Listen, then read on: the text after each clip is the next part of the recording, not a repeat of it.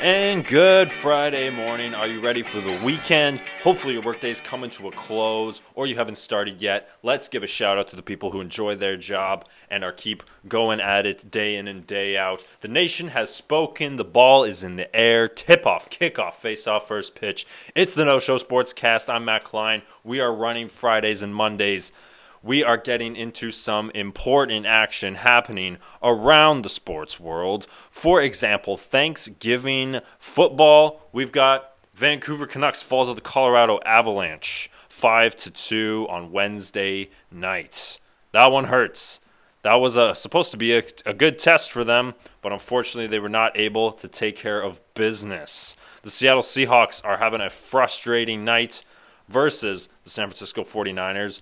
At home. Hard to believe because it's Thanksgiving. They're at home. Shortened week, I guess. It's becoming a problem for a lot of teams. But starting off, of course, with the Canucks, Cale Makar and Quinn Hughes. These two guys are going at it, looking like the future. We're gonna be seeing this for many, many years to come, obviously. So Colorado, who has been struggling lately, They managed to take care of business versus the Vancouver Canucks, and I'm just wondering. This is now 2 losses in the last 3 games for the Canucks. We're seeing some consistencies here. We're seeing players get their stats and get their goals and keeping the scores at least pretty high. I mean, the Canucks are number 1 in the league, goal differential, as well as putting up goals themselves, goals for. Demko has been solid all year. And climbing the stat sheets, JT Miller, Elias Pettersson, and Quinn Hughes. But last night, on Wednesday night, it was just not very pretty, not very exciting. And unfortunately, you got way better proven athletes in Colorado, by and large, of course, historically speaking. This year, it's looking like it's Vancouver's year. But you got Cale Makar, who's breathing down the neck of Quinn Hughes. He can feel his shadow right behind him. He's thinking, oh, you've got a good team. I've got a good team. I've got a Conn Smythe. I've got Norris. I've got a lot of accomplishments here. And you've got 23 assists. I got 24. I'm going to one-up you every time. The Canucks got hot. I'm going to show you that they're not as good as you may think they are. So this is going to be a battle for years to come. I'm not worried, obviously, like I mentioned on Monday. The Canucks, they've got to continue to beat bad teams. They were able to take care of business against the San Jose Sharks, and they got them coming up again. And this is exactly what they're going to have to do. They're going to have to capitalize on situations like this where they are getting the 2 points that they desperately need, because it's not going to be easy. In the Pacific Division, you've got a lot of good teams in there. Then they're playing Seattle, and then they're playing the Sharks again. So we're gonna have to see what happens. But I don't know. Like it's very frustrating to see like the fraud alert is what we're noticing now.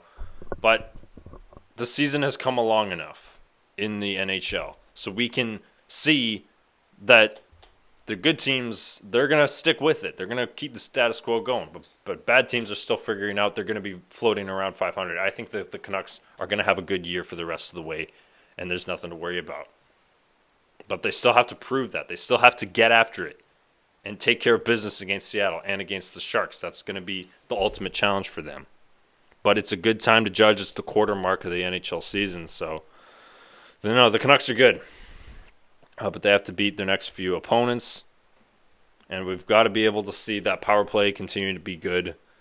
Last year, the problem was the penalty kill. They just didn't have it in them to basically defend in any capacity. I think the addition of not only having Demko healthy, but having Casey DeSmith, not having to worry about Slovaks, or what was his name? They also had Spencer Martin play quite a bit last year. So it's going to be all right. We got that taken care of. The ratings are still high. Guys like Hronek, great addition. DeSmith, great addition. So that's all good. That's all taken care of. And it's crazy also just how Brock Besser was supposed to go, and now here he is. Like, how is this even happening? How is Brock Besser didn't get traded at the deadline last year, and he's putting up some big numbers scoring plenty of goals for the Canucks. And that's very important because that just wasn't the case last year. The goals were not coming in. And of course, Seattle Seahawks on Thursday Night Football, American Thanksgiving edition. Beginning, Green Bay beat Detroit, and Dallas just took care of business against Washington. That wasn't even a contest. I stopped watching a little bit earlier before the final score came in. But Seattle, seeing that Geno Smith he's cleared to play, he's going to come back, and their offense has been extremely difficult to watch.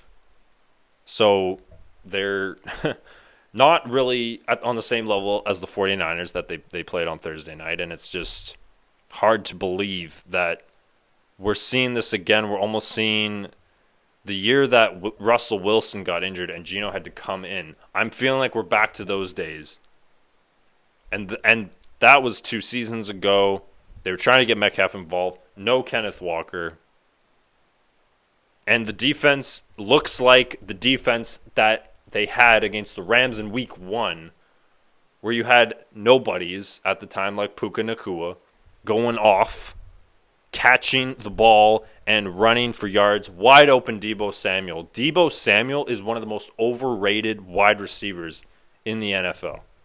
He just has not been himself since the Garoppolo-Lance season.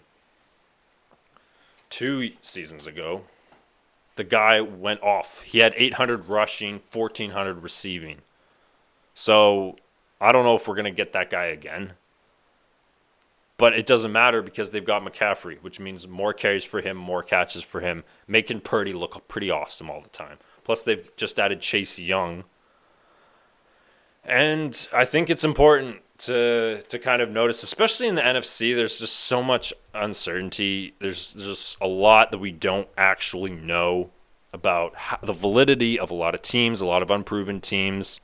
We all got a pretty good idea of what the NFC championship game is going to look like. That hasn't changed. Has that changed?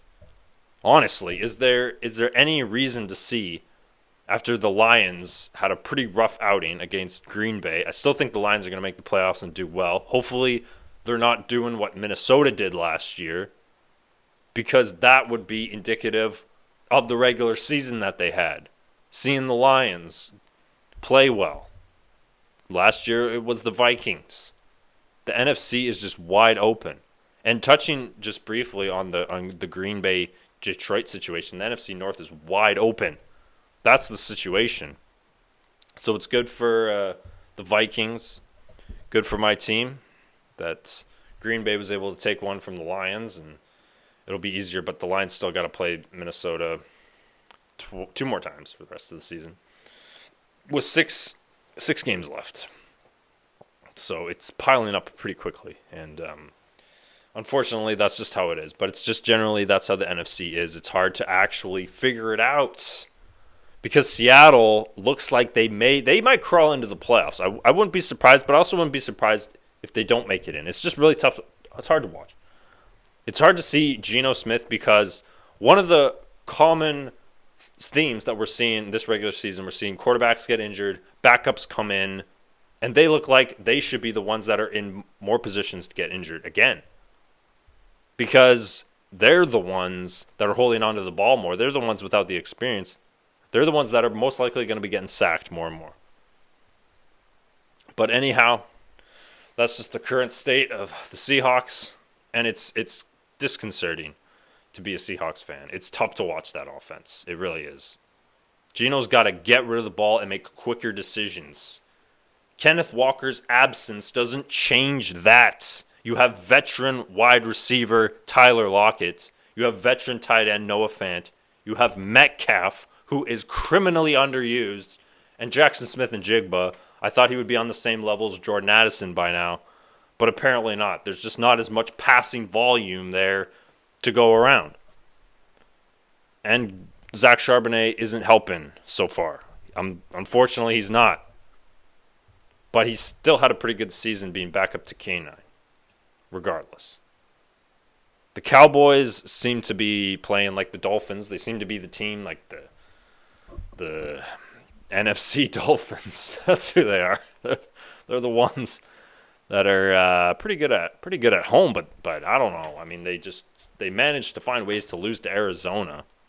Marking still, well, they got 2 wins, but still, it felt like that one win for quite a while, quite some time, and it was only at the hands of the Cowboys. Deron Bland, NFL history, 5th pick 6 in a season by one individual player.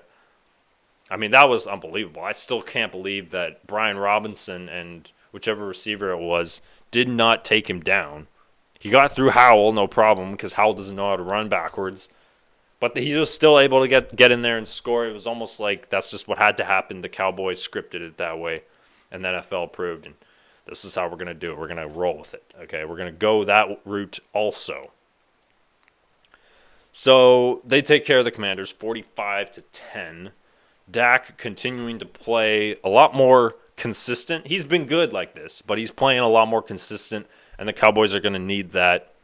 Again, it's just not worth getting so invested in how good they appear to be playing, especially when you're beating up on bad teams. So just relax and take a deep breath, Cowboys fans, okay? And a lot during the broadcast they were saying that. Like Tony Romo and Jim Nantz, they were talking about, this team looks like they can win the Super Bowl. They got to do this in the Super Bowl. They can do this in the Super Bowl. They can win the Super Bowl this way. And I'm like, come on, let's just relax. We still have 2 more months to go until we can make conjectures of that degree with that kind of weight holding it down. The Cowboys are also going to be looking that, hey, we kind of have to shape up here if we want to play at home. Got to take care of business against the Eagles and finally win one against them. With beat Jalen Hurts, just do that, okay? The Eagles, I still think they're better than the 49ers. But maybe that's an indictment on the 49ers because I don't know about the Eagles either. They're still a question mark, but I'm still taking Jalen Hurts over Brock Purdy. That's just how it is. And Dolly Parton performed at the halftime show. I was interested in this. I listened to Boomer and Gio, and they did not do their show on their Thanksgiving. But Boomer was working CBS NFL Today, so I was able to hear him there. And then right after that, they subsequently went over to Dolly Parton's little spiel. She got the crowd going with Jolene and then 9 to 5. And then, I mean, obviously it was great. You know, it's a very endearing moment. It's a nice homage. It's a nice just to see her and all that. But, I mean, listening to her sing Queen songs, I was, I couldn't really keep going after that. I was also just, that was not going to happen. I couldn't really do that anymore. And I set myself up for failure because last night I listened to her and her rendition of Wrecking Ball by Miley Cyrus, which didn't exactly help me or set me up for success, not to mention her singing reprisals. She's covering. So, okay, great. I mean, it's regardless of the singing. Hey, Dolly looked great. But nobody wants to talk about how they really felt. Unlike Jack Harlow, we can talk about how his performance. I mean, I'm guessing the lighting guy got busy on Thanksgiving and just was already a little bit turnt from Wednesday night. I mean, my goodness, the week just started and you're already missing out, Mr. Cameraman.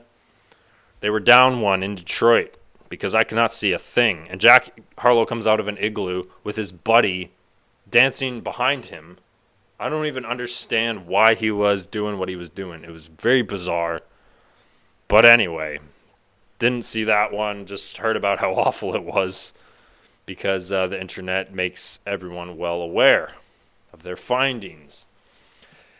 And Gregg Popovich tells the crowd to calm the F down, you know. That's what he wants. I mean, 2 things. There's only one guy that could get away with this, and maybe the crowd didn't exactly cheer after him, but he tells the Spurs crowd to stop booing Kawhi at the free throw line. He grabs the mic and tells everybody to stop booing him. And then there was a mixture of boos and cheers right after that. But anyway, like I was saying, he's probably the only one that can get away with this. And I'm not a fan of booing. I don't support it. Of course, that's me. And I also believe that specifics do not invoke generalities. I cannot do anything but put all fans in a general format, and I'm not going to hold them to that high of a standard. It's just how it is. The general fan works in a what have you done for me recently operation. That is it.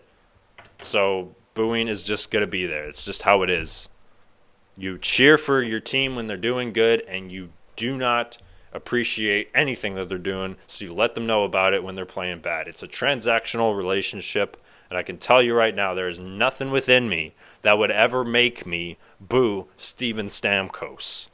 There are fans that would go and do your thing, okay? But I would never do that, okay? That's the kind of fan I am. I don't care about the kind of fan you are. I don't care about booing Kawhi. I don't care that Popovich told the fans. He if it was the coach of the Jazz who's younger than LeBron, then he would probably get a stern talking to and a warning and maybe let go. Who knows? Because the fans are paying, they're putting all of their hard-earned money towards going to this sporting event. It's a tough entertainment and business complex. Both of them working together, and the fans are wanting to voice their emotions and be a part of the game and be a part of the atmosphere, and all of that as much as they can. But like I say, there's this huge pool. I cannot just get mad at the fans for booing. They're going to do it. There's nothing I can do about it. Who do I think I am? I can only do what I think I want to do as a fan and be who I want to be. So that happened. I don't know how. I mean, I know the internet is not too happy about it. I mean, I think it's just kind of funny. I don't care. I'm not going to reserve headspace for how I feel about this. And it's never happened before, and it's not going to happen very much anyway. If anything, the fans are going to think, wait a minute. No, Pop. We're going to do this, and there's nothing you can do about it, okay? We're still going to boo, and we're going to boo you if you address it even more. So just stop. And that's kind of just how it's going to go and how it has been. So unfortunately, that's just that. But, I mean, my goodness. Gregg Popovich going all out and just having enough of it. I mean, maybe this is just a sign of the times, and there's no way he's going to be doing this forever, right? So, I mean, my goodness, wow. Quite something. Y'all need to be quiet because I'm trying to work on this rebuild here, and we're going to get the number 1 pick next year. So you guys better be happy about that. You're not going to be booing then. You're not going to be booing us when we go back-to-back first-round picks like we're the freaking 2011 Edmonton Oilers, are you, huh? Yep. Anyway, wow. That is how we are getting ready for the weekend. Everything that's been going on. We've got Monday, Friday, next Monday, coming in on the No Show Sportscast.